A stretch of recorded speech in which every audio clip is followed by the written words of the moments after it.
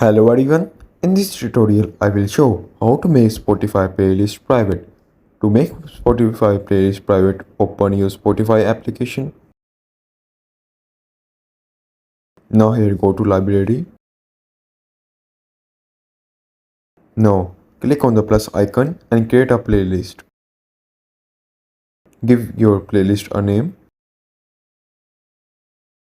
Now click on the create option.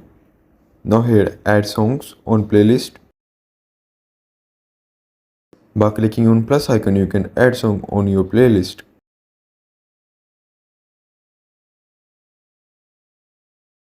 Now from here you can click on the three dots buttons.